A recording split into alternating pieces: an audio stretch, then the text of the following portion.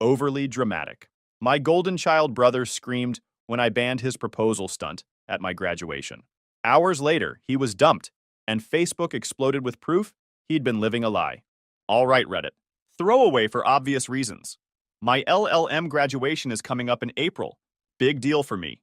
Years of lectures, tuition that makes my bank account cry, and way too many late nights arguing with case law. I set up a private after party at a rented venue because I wanted to celebrate properly. I even hired security and made it QR ticket only. If you knew my family, you'd understand why. I, 29 male, a lawyer, already barred. This LLM is additional. And for the last few years, I've been sending my parents $700 a month. Not because I owed them, but because of choices they made years ago. My brother, Jason, 33 male, is the so-called golden child. And for as long as I can remember, they've been bending over backwards for him. They covered everything: tuition, housing, car. And even after he stopped taking classes, they kept the image alive. At home, he paid a token amount for his room, while my parents handled the rest. Meanwhile, I worked, studied, paid every bill myself. And once I had a career, I stepped in to help with debts that technically weren't mine. My partner keeps asking why I still put up with it. It's a good question. And then there's my great aunt, the lifelong referee who only ever seemed to blow the whistle on me. He'd cause the mess, but somehow I'd take the blame. That pattern never changed. So when my mom texted me saying, "Come over Saturday, we need to talk about graduation," I already knew this wasn't going to be good. I walk in, and there's Jason parked at the kitchen table, like he's about to announce a Nobel Prize. Parents on either side, nodding like they rehearsed. My mom clears her throat like it's an official press conference. And then Jason says it. He wants to propose at my graduation party. I scheduled a 30-minute security brief over Zoom. 2 guards, 1 floater, 1 desk lead. I gave them names, a description, and a preferred de-escalation script. We agreed on 3 cues: palm down wave for observe, 2-finger point for intervene, and crossed arms for escort. The lead asked for a secondary egress path if the lobby got jammed. We picked the kitchen corridor and the fire exit to the back lot. They requested a hard rule against reprinting QR codes. I confirmed the ticketing platform auto-invalidated on first scan. If someone tried to screenshot a code, the hash mismatch would throw a red banner. Not at his own party. Not on a trip he planned. At mine. The one I paid for. The one I secured with contracts, security, and QR codes. He thought it'd be perfect, because family would be there. My parents smiled and agreed, like it was some magical idea. Great Aunt apparently had already given it her blessing because she thought it was sweet. The DJ forwarded me a message he got from an unknown number, asking if he could kill the lights at 8:30 and cue a proposal playlist. The message included a rough script and an ask to borrow the mic. Same number pinged the photographer offering $100 cash if you get wide shots when I kneel. The DJ asked if this was approved. I told him no, sent him the contract line, and authorized him to ignore further requests. The photographer said she'd only move on my signal. I added the unknown number to the venue's watch list and linked it to Jason's name. The vendor group text stayed active so any new end-around attempts would go there in real time. I told them no. And because in my family no doesn't mean anything unless it's in writing, I followed up by email and put the consequences in writing. If anyone tries to hijack my event, I stop the $700 a month, revoke his tickets, and the venue will enforce the trespass warning already on file. Subject line was graduation events, boundaries and enforcement. Or I listed bullet points with checkboxes. No proposal attempts, no unscheduled speeches, no ring reveal, no public announcements leveraging my guest list. Under enforcement, I spelled out ticket invalidation, removal by venue security, police called on refusal, civil trespass preserved for damages. I attached the venue's signed trespass warning, the security company's scope of work, and a 1-page diagram of the check-in desk layout. I CC'd the venue manager, so replies couldn't be spun as misunderstandings. The email closed with a 48-hour window to confirm receipt. My parents replied, received. Jason didn't respond. His ticket and his +1 for the ceremony and the party are revoked. The venue has a do not admit list, and his name is on it. The venue manager has already signed a trespass warning, and I attached a copy. Great Aunt called that night asking why I couldn't let him have this one thing. And same tone she used when I was 12 and took the blame for her broken lamp while Jason was outside laughing. I hung up, saved the call log just to remind myself this wasn't a dream. And then, for the first time in my life, my parents sent out a group chat message that actually drew a line. Milestone rules. No proposals, no hijacks at anyone's event. Applies to everyone. Short. Simple. No exceptions for him. That was the end of the family meeting. At least the official one. The drama was just warming up. By the time I got home that night, my great aunt was still at it. Same script as always. Why can't you just let him have this one thing? She's been saying that for decades. And every time one thing ends up meaning everything. She added, if you won't greenlight it, he'll do it anyway, and you'll look petty for stopping him. I replied with the venue's incident clause and the trespass letter. She said the family would stand between security and him. And I forwarded that line to the venue and the guard lead. The lead added a second guard to the lobby during peak entry and shifted the floater to the corridor by the restrooms where people try to sneak in. She kept hammering me with calls. I finally told her if she wanted an invite to my graduation party, she needed to follow the same rules as everyone else. No hijacks, no stunts, no nonsense.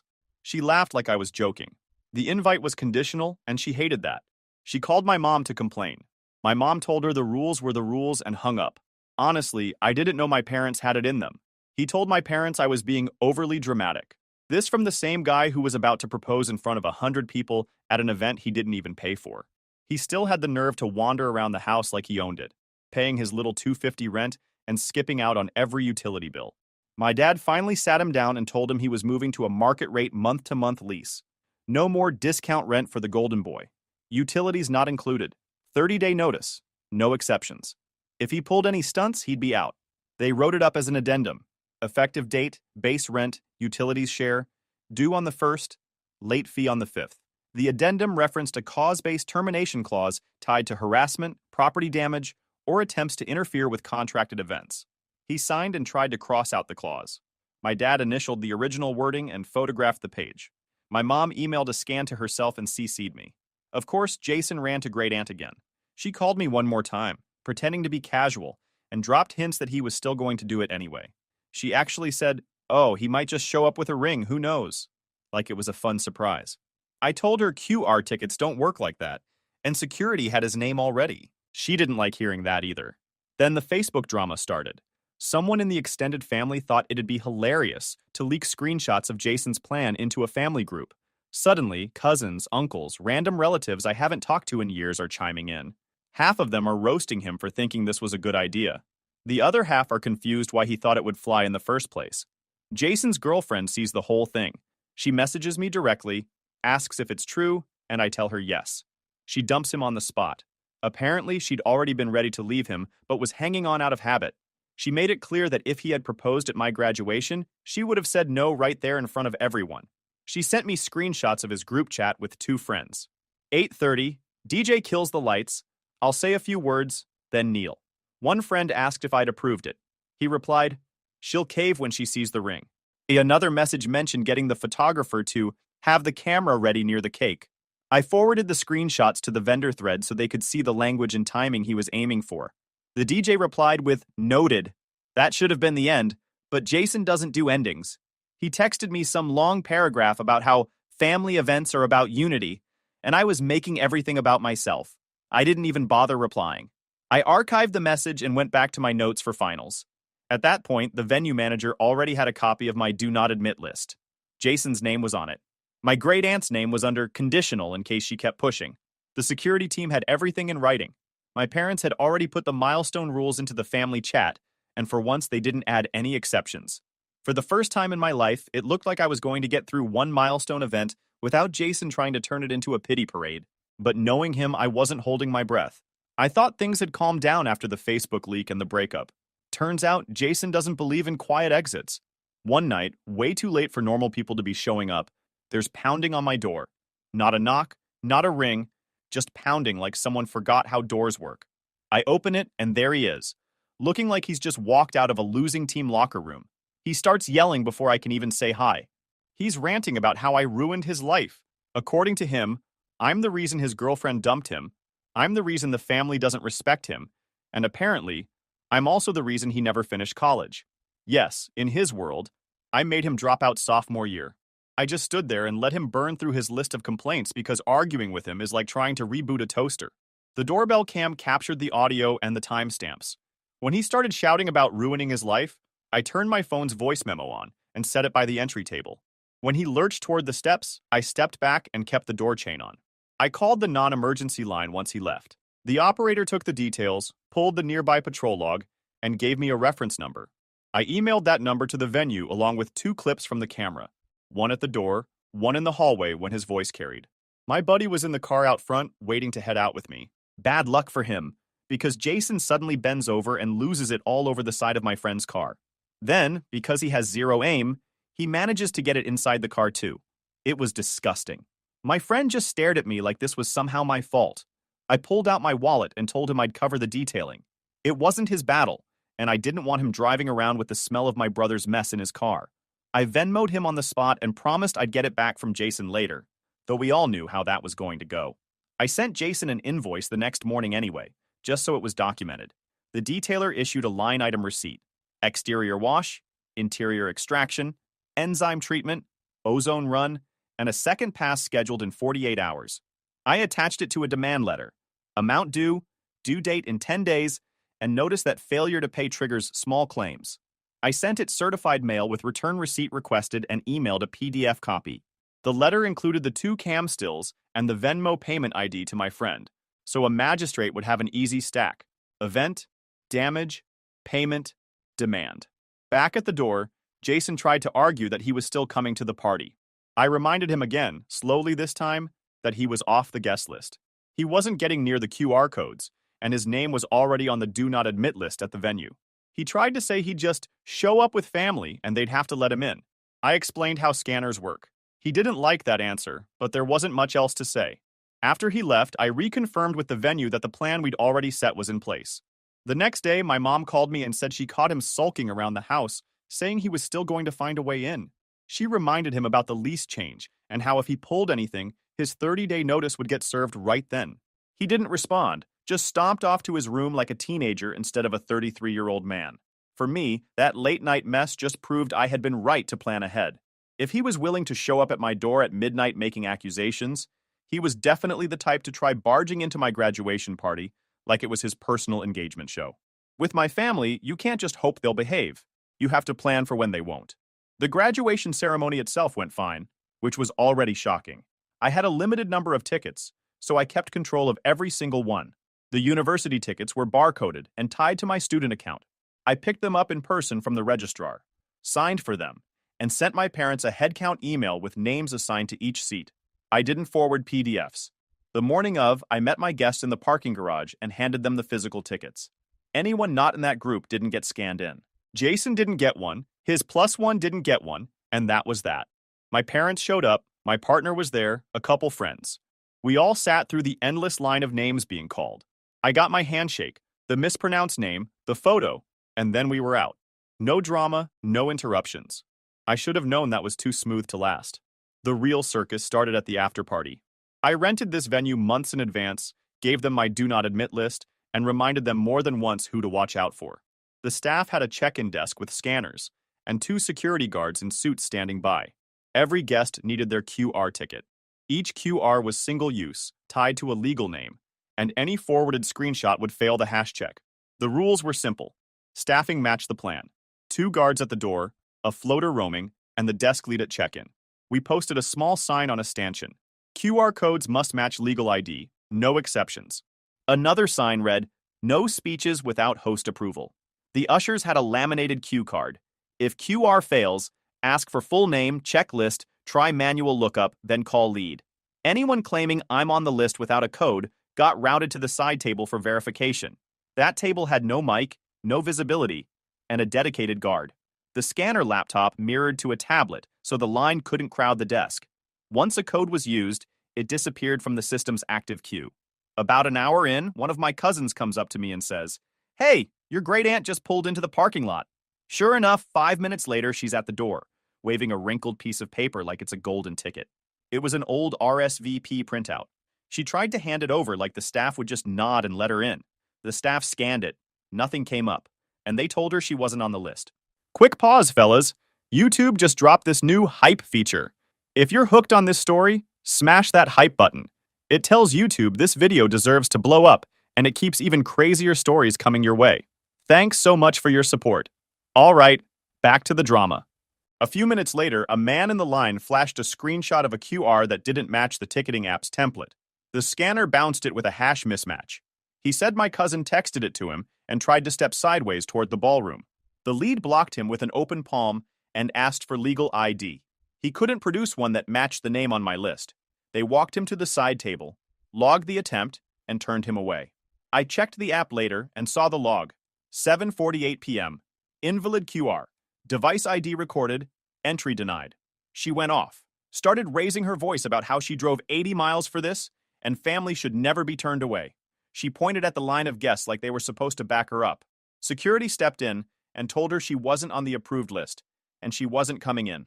She tried to argue that she was invited before, and that it was unfair to take it back. One of the ushers repeated the line that every guest needed a QR code, no exceptions. She screamed my name across the lobby like I was supposed to come running. I was already expecting this, so I didn't move. I let security do their job. Guests were watching, people were whispering, and she was making it worse by yelling about how I was ruining the family and treating her like a stranger. Security finally told her this was her last chance to leave before they called the police. That's when she really made a scene.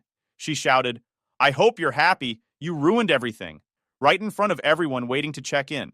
Kids in line started crying, people backed up, and the staff looked like they'd seen this 100 times before. The guards walked her out while she was still yelling. She kept shouting about how ungrateful I was, and how she'd never forgive me until the doors shut behind her. Afterward, the desk lead wrote an incident report. Time, location, staff present, behavior observed, and the exact words she used. The guard listed the 2 warnings, the instruction given, and the escort path to the exit. They attached a still frame from the lobby cam with the timestamp and a short clip showing the moment the warning was issued. The report went into the event folder with the Do Not Admit list.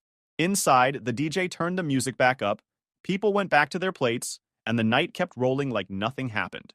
My parents came up to me later and said they'd had enough of her nonsense too. For once, they didn't tell me to smooth things over. They said she'd embarrassed herself, not me.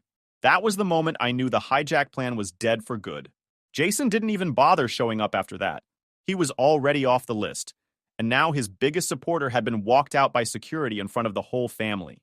At 9:15 p.m., a cousin's +1 tried to walk in on the cousin's ticket while holding a second phone with a QR open to the camera roll.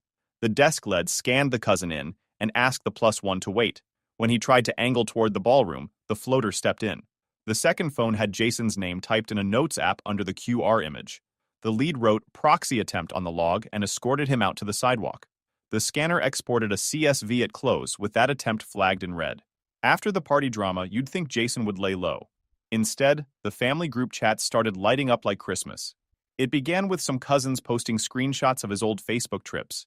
Cancun, Vegas, random weekends at the lake with rented boats. They weren't new posts, but suddenly people started connecting the dots. Nobody could figure out how a guy in college with no steady job and paying basically no rent was affording all of that. Then, one of my uncles, who apparently has nothing better to do, pointed out the dates on the posts. The big trips all lined up perfectly with refund periods from school. Someone pulled his 2016 to 2018 Facebook albums and matched them to the Bursar's refund calendar, archived in emails my mom had kept. Mid-March, late May, late August. There were photos dated March 27th with a Neon Club wristband. The refund emails hit his inbox 12 days earlier. A boat rental receipt from July sat 2 weeks after a summer session disbursement. A Vegas post geotagged at a pool party on August 31st landed 10 days after the fall refund window. The registrar's letter confirmed he withdrew sophomore year. Excess funds were released to the student on file. That opened the floodgates. Someone pulled up Bursar notices. Another relative got hold of a registrar letter.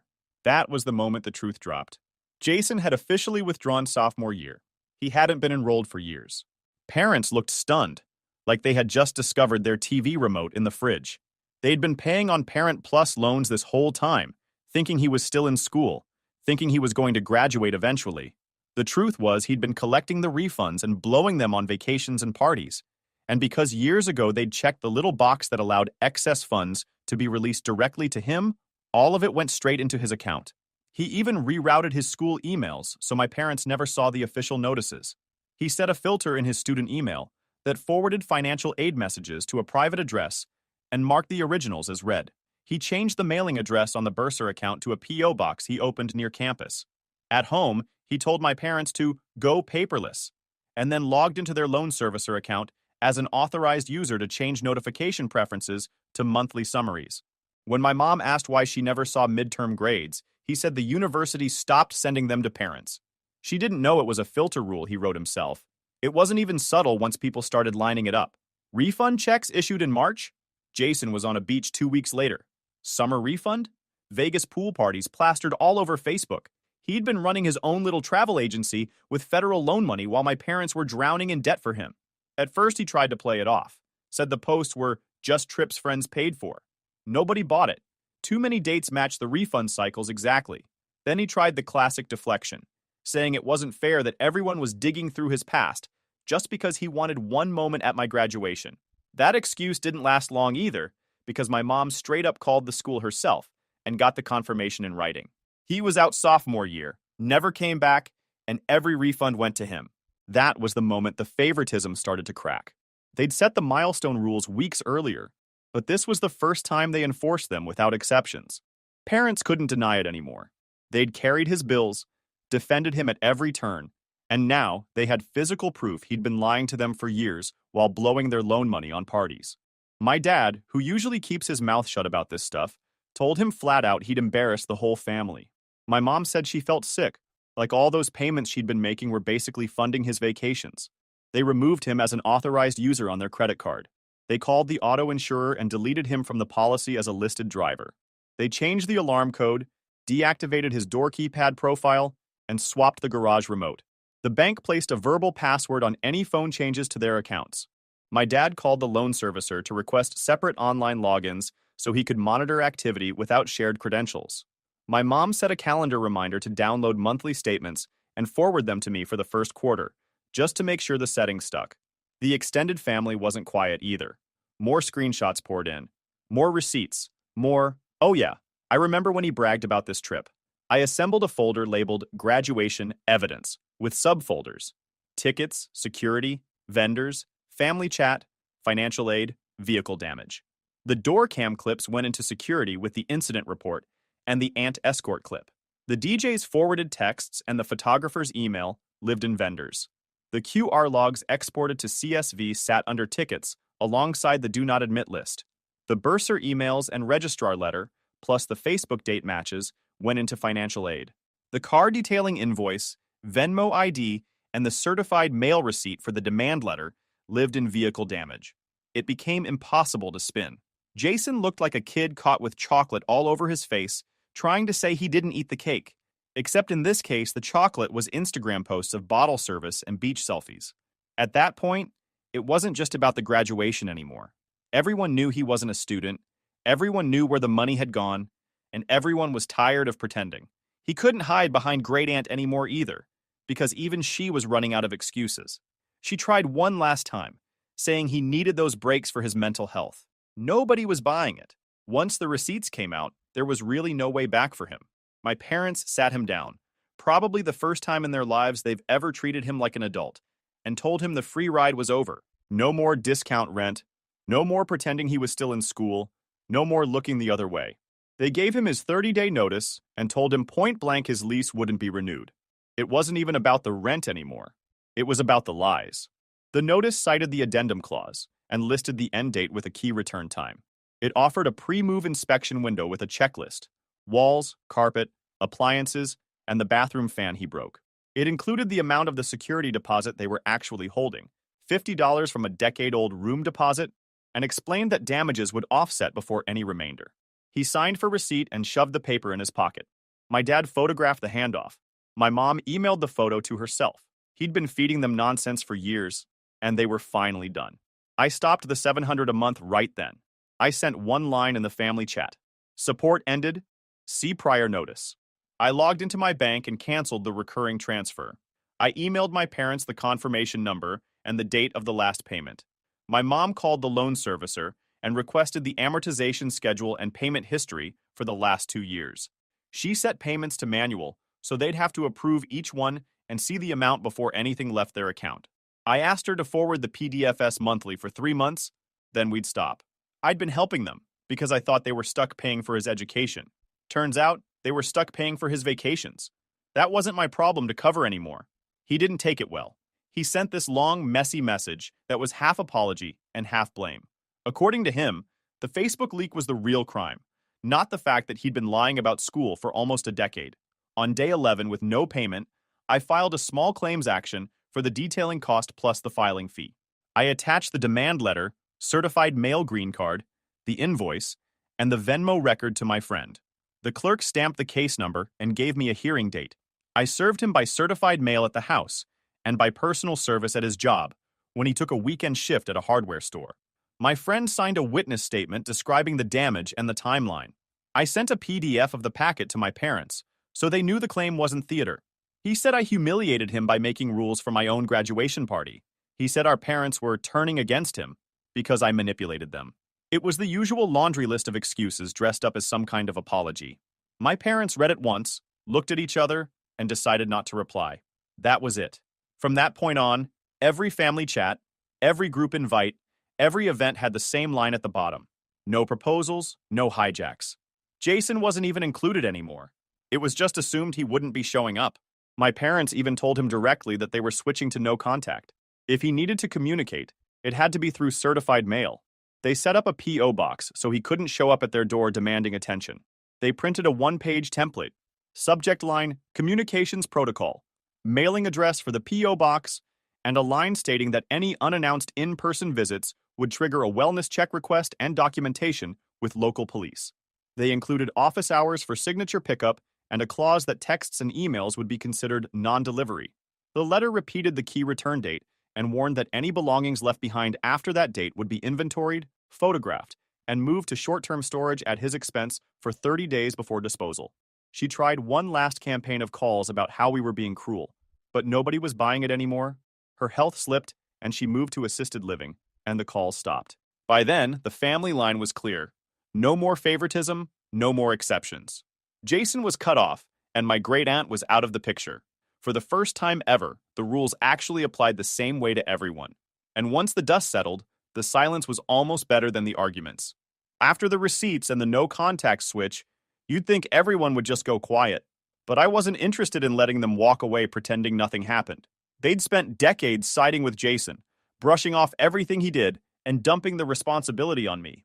Now it was my turn to put things back where they belonged. For once, there was no negotiation, just the eviction clock ticking down. As for my great-aunt, her phone calls dried up after she got escorted out of my graduation party. But she wasn't free either. When she tried to guilt everyone into letting Jason back into family events, my mom cut her off cold. She told her if she couldn't follow the milestone rules, she'd stop getting invites too. Watching her get iced out by the same people who used to worship her opinion was the kind of karma you don't see every day. The real revenge wasn't loud, though. It was in the day-to-day stuff. No more bending over backwards to explain myself. No more family group chats where I had to defend why I didn't want to give him money or cover for his mistakes. No more being the second choice behind the golden boy. Every time his name came up, the story ended the same way. He lied, he wasted their money, and he blew it. No one was bailing him out. And here's the part I never thought I'd get. My parents sat me down one weekend, just the three of us, and actually apologized. They admitted they'd been blind for years. They said they should have treated us equally. They should have listened when I pointed out the favoritism, and they should have stopped enabling him long before it got this bad. My mom said she felt like she owed me for carrying the family when it wasn't my job. My dad admitted he was embarrassed it took this long to see it. I didn't rub it in. I didn't need to. The apology was enough. For the first time, they weren't making excuses for him or asking me to keep the peace. They were looking me in the eye and saying they were wrong. That was all I ever wanted. So in the end, he got cut off, she got shut out, and I finally got the respect I should have had years ago. That was my graduation gift.